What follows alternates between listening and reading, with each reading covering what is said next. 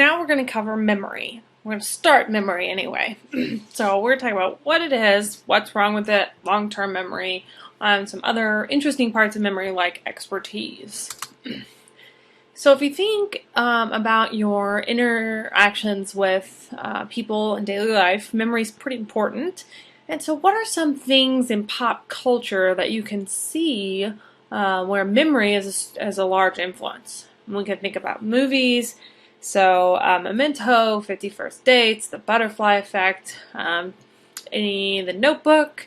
So thinking about people with memory problems. You can see this in any sort of eyewitness testimony. That's culture.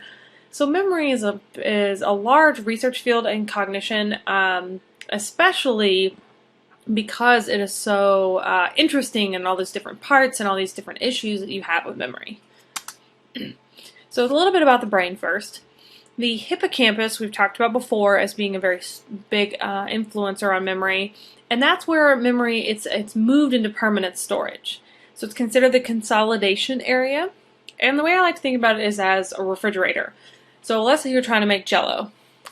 You mix the Jell-O together, and then you put it in the fridge to consolidate, or to get firm enough to eat.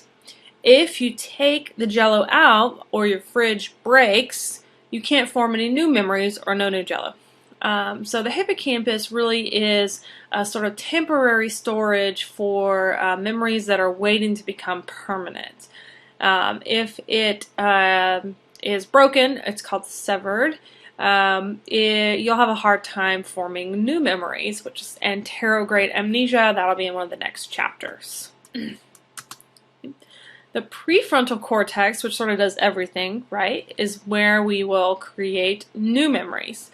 And so that is because it's part of attention. And so if you're paying attention, you're going to remember it, maybe. But you're much more likely than if you're not paying attention. And so the left prefrontal cortex is more involved in verbal memory because it's where Broca's is, and the right prefrontal cortex is more involved in visual memory, but they're sort of, they do both, but the prefrontal cortex is where memory starts and then it moves to the hippocampus. If you think about specific memories, like in Eternal Sunshine of the Spotless Mind, where they go in and they zap specific memories of your ex, where are those stored? Well, nowhere and everywhere. So what Lashley was able to do was he tested rats. He would train them in a maze, so they would learn to run this specific maze, and then he would cut out parts of their brain, and then test if they could still remember the maze. And he's sort of famous for saying something to the effect of, "Memory doesn't exist, I can't find it." And what he means is that it didn't matter which part of the brain he cut out, they could still remember the maze. So memory isn't stored here or here. What it actually is stored across the entire brain, which shouldn't be a surprise the way we've talked about pattern recognition and just overall recognition and then categories. And so instead what it is this synchronized neural activity. And so your 16th birthday, you can remember it because all of the neurons that are involved in all the pieces for that are firing at the same time. So it's sort of like creating a barcode for each memory. This neural pattern is this memory. So let's get into the types of memory. The three-stage model memory is considered the Atkinson and Shiffrin model. It's super popular. It's in every intro book ever. So we'll start there. Long-term memory is in the next module, but sensory memory, short-term memory, and long-term memory. So I'm going to give you the fancy picture. This is the Atkinson and Shiffrin model, where it starts by entering into sensory memory. We're going to walk through each one separately. It moves into short-term memory, and then finally ends in long-term memory. So the important parts to find here are that there are three stages, sensory to short-term to long-term, but information can come from long-term to short-term. That's called retrieval, so remembering things. The information gets encoded as it goes from sensory to short to long, and then we can remember things in short-term memory for a little bit through this maintenance rehearsal, which is like sort of repeating something back to yourself multiple times. And we're going to work on the purpose, duration, and capacity for each one. So sensory memory is a transient memory store, so that's its purpose. It is a sort of a temporary stop when you're translating the information from sensation to perception. So there's two parts. This is the types. There's visual and auditory sensory memory.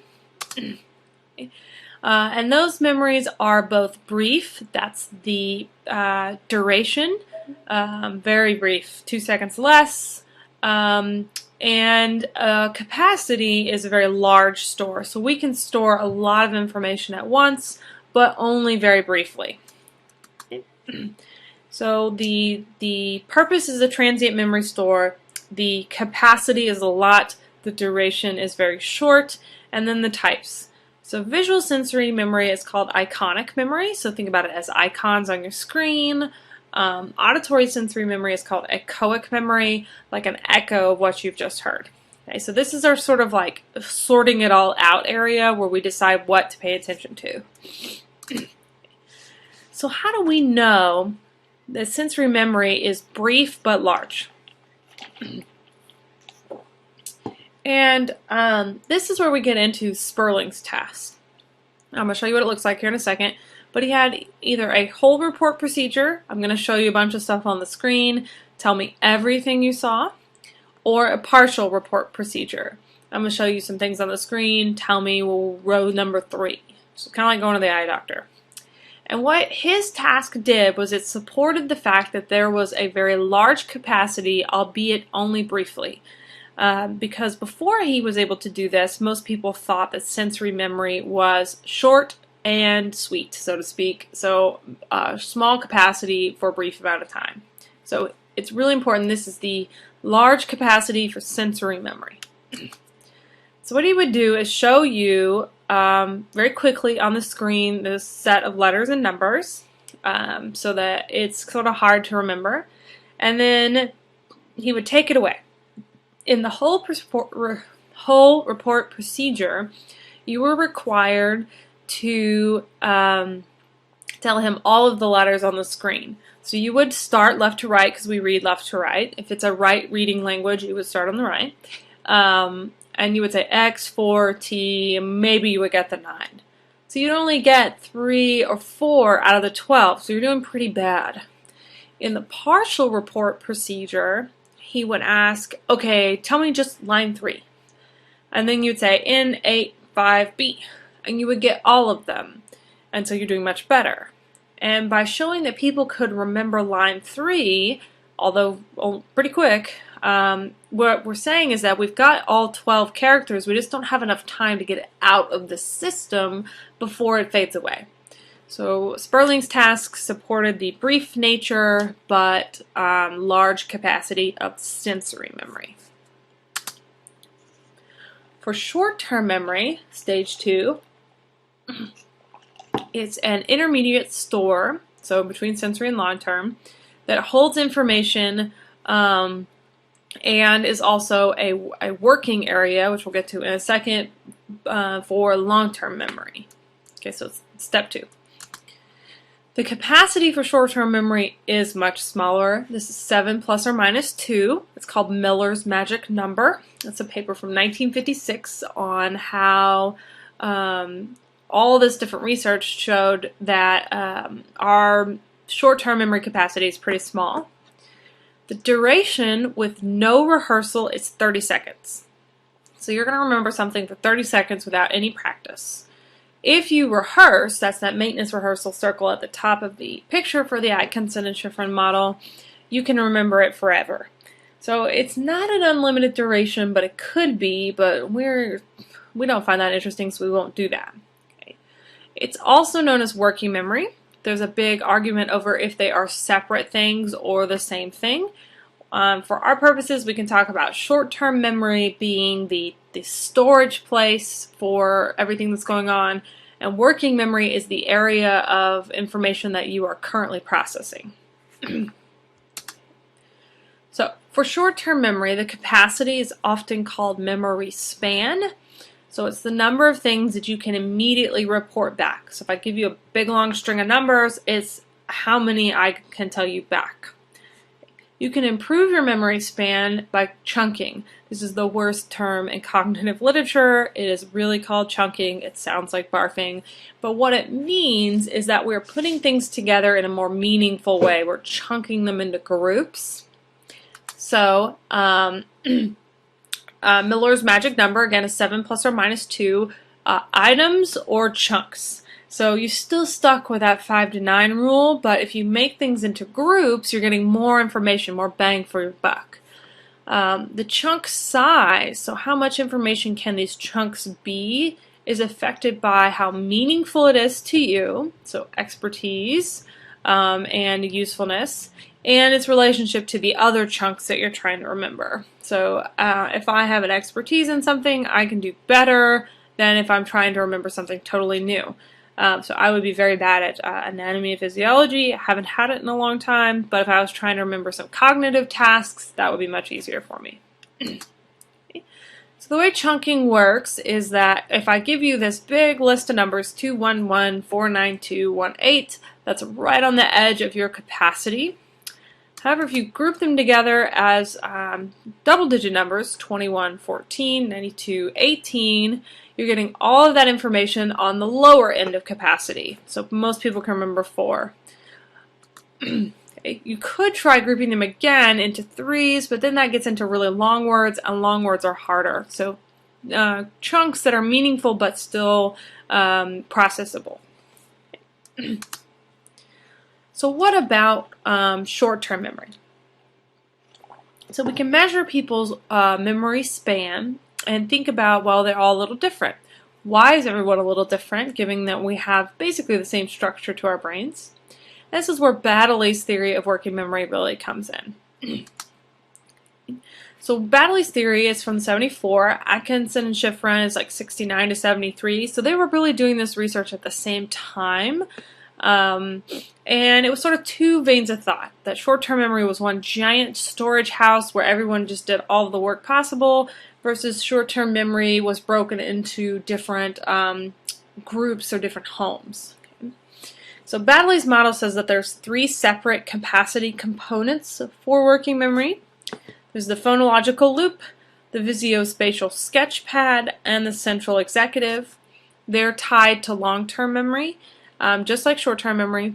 And the way I like to think about this is that short-term memory is our warehouse, where the stuff is, and working memory are the workers in the warehouse and the things that we're actually doing in memory. So the central executive is the COP system. It is controlling what's coming in and out of short-term memory, and it controls which of those 2 subsystems are being used. So it's the traffic control guy, if you will. The phonological loop, very briefly, is the verbal information processor. So phono, sound, verbal. So if you're repeating a phone number in your head, that's the phonological loop. And then lastly, the visuospatial sketchpad is our visual and spatial processor. So pictures and location. So all that mental rotation stuff we talked about from Shepard and Metzler, the cognitive maps, so creating a picture of your environment, are all parts of the visuospatial sketchpad. So we talked about dual task interference. I can't do 2 of the same type of thing at the same time, so I can't text and drive, or you shouldn't anyway. So this theory really explains why you can't do those 2 things at the same time. It argues that because the central executive is trying to keep control, you trying to do 2 visual tasks or 2 verbal tasks makes you pretty poor because you only have so much memory span to work with. Alright.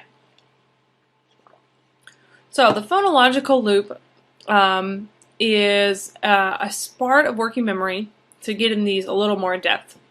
That is the mind's ear, so the echoic memory stuff, and the mind's voice, so that is when you are subvocalizing, you can think in your head, you hear your own voice.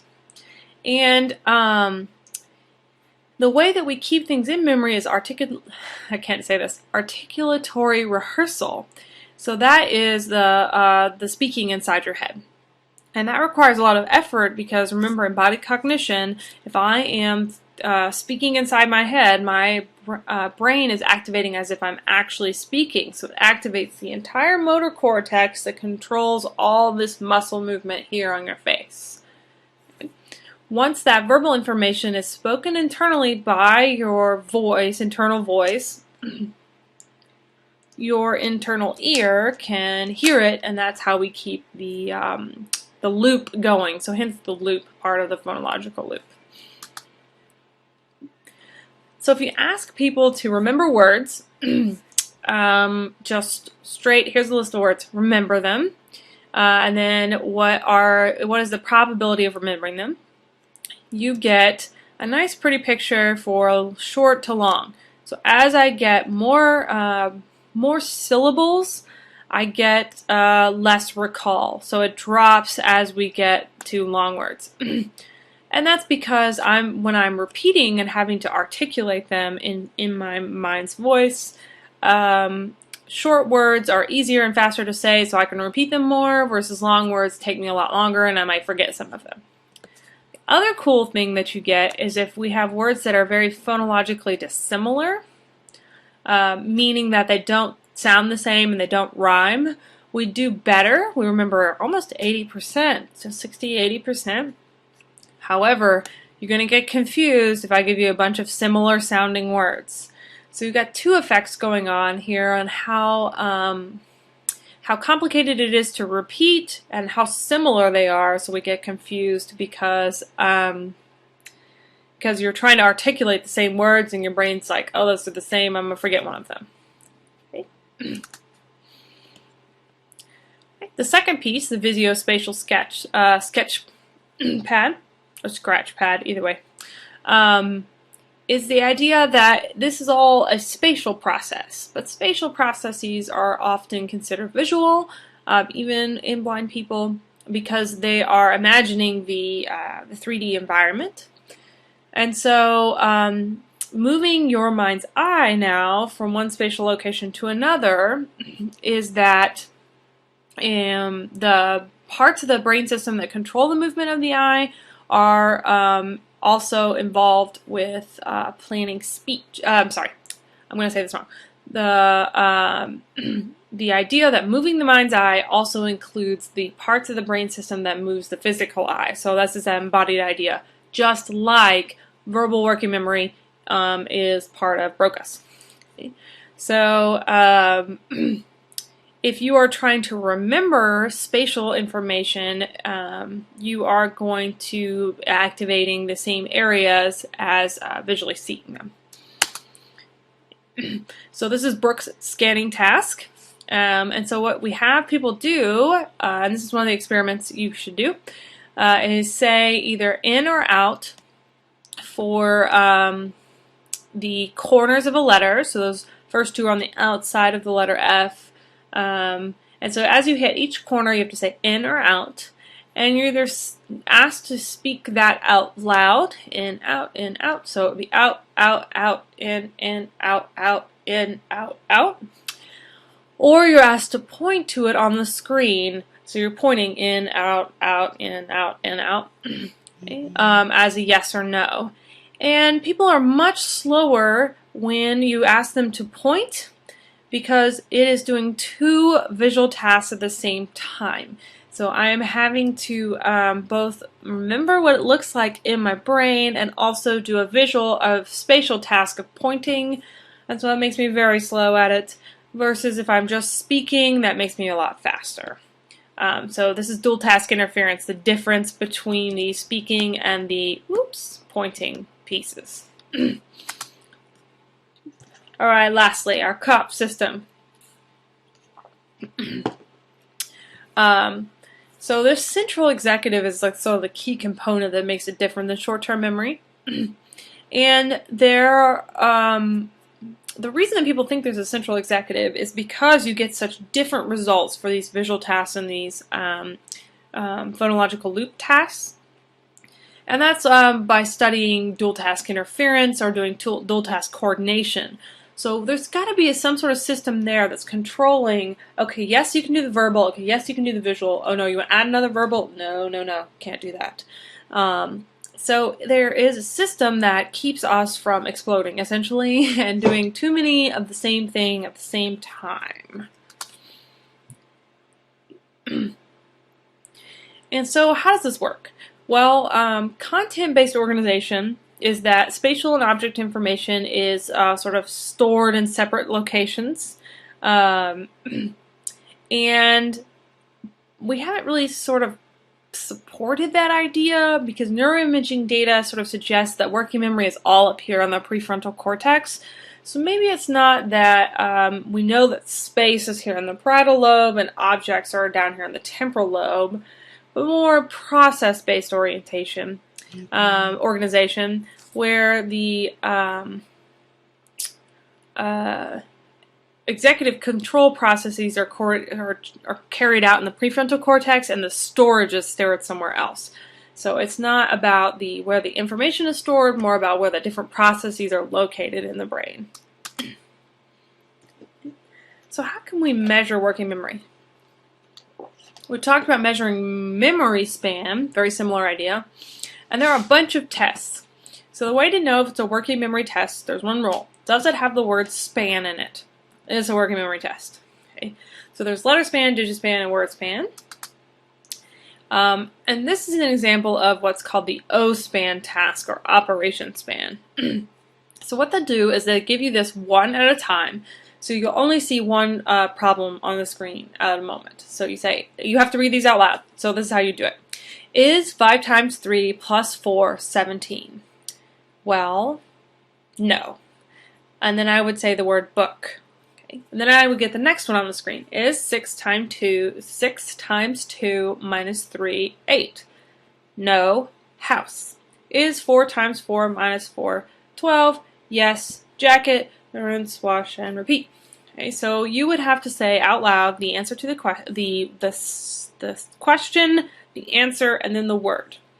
At the very end, you would be given little question marks, and you would have to write down only the words over here. In order. That's the tricky part. You have to do them in order. The number I would have gotten correct would be my memory span. The way that the O-span tends to work now is that there are actually like 60 of these problems, and they break them into little chunks, and they add up your score. But in general, people tend to get 2 or 3 when you have this many, and a good score out of 60 is like 12. So it's really hard. Some other examples are matrix span, rotation span, reading span, and that one I just showed you is Ingalls operation span. They're all variations on a theme where you're going to get something you have to do, and then you're going to have another very similar task. So it's always going to be too visual or too verbal to try and confuse you. Okay. Oh, so here's another example of the operation span. It's the same as the first one, so let me just skip that. And so what I can do with working memory is really look at how it influences lots of other tasks. So the cool thing about working memory is that it's tied to everything that we do. I mean, every waking thing we do anyway. And so studying is super important. And so I'll give you just a couple brief little things. So studying it in its relationship to attention, because we've already talked about how attention's in the prefrontal cortex and abstract thinking and working memory. What else could the prefrontal cortex possibly do, right? You don't want to break it. Which are 2 studies, the Anti-Saccade Task and the cocktail party effect. And then maybe working memory is about inhibition, and maybe it's about attention. So we'll get into the argument of what's going on there, and then how working memory and expertise interact, because the expertise is also in this section. Okay. So attention first. The thoughts now is that the general consensus at the moment is that working memory is short-term memory span plus the ability to control attention. So it's not even working memory span really anymore. It's the idea that we have this short-term store with a certain span, and working memory is the process in that store. And working memory is attention. Okay, this is from Randy Engel and colleagues. And so people who have a high span have a lot of control over attention. So they can focus on some things and ignore other things. However, there is another contention for working memory that is actually inhibition. So let's talk about attention first. So they came up with this Anti-Saccade Task. So you're hooked up to an eye tracking machine and watching your eyeballs during this. And they make you stare at the fixation cross. So I stare at the little cross until something happens. And then what happens is I'll get a cue over on this side. Here's the problem. They've told me to not quite ignore the cue, but look away from it. So this is part of exogenous attention. If something pops up in my visual field, I want to look at it. That's sort of a natural effect. So what you see is people will start by trying to look over here because, oh no, I have got to look at it, it's moving. Oh crap, they told me, no, don't look at it. And so then they'll look over here because they're supposed to look at the box away from the task. So this would be what a low span person would do. A high span person would get a little ways out and be like, oh yeah, right, I forgot, don't look at it. And then they make their path over here. So what you see is that low spanners lack the attention control to keep themselves from looking at it because it's an exogenous attention task. And that high spanners have that control, and so they keep from looking at it. In the cocktail party effect, we talked about this for a dichotic listening task where I'm getting my two different iPhone earbuds. High spanners will only hear their name about 20% of the time, so they're able to ignore the unattended ear where their name pops up, whereas low spanners are more likely to hear their name 60-70% of the time, so they can't control attention to block out that other ear. Okay, so have I convinced you got its attention? Just wait for it. Lynn Hasher, tends to argue that it's not attention at all. It's a control of the contents in short-term memory. So working memory is not whatever's in short-term memory, I'm just going to focus on this little bit. It's the fact that I've just pushed everything else out of short-term memory. It's not even there. And that would be inhibition. So I can pushing out the other stuff. For me personally, two sides of the same coin. But this is a very large argument that still is going on over whether working memory is inhibition or attention. Last but not least, chunking. So chunking is really dependent on expertise. It went away. Okay, let's see if we cannot get this slide to go away. There we go. And so what you do is you get novice chess players and grandmaster chess players. So grandmasters are very good, and look at and give them possible arrangements of a chess game. So make the chessboard look like a game in play. Novices can only remember where 5 to 8 of those pieces are, so Miller's magic number, whereas grandmasters can remember about 20. Because they're chunking those pieces together based on what's being played. However, if you make them totally random, novices and grandmasters remember the same amount. So really, if you take away their expertise, it's not that they're better at working memory, they're better at chunking in their expertise. So working memory is really tied to attention, inhibition, expertise, and we're going to get into long-term memory. And so it's a complex process that the brain does that we sort of take for granted, and is related to so many different things.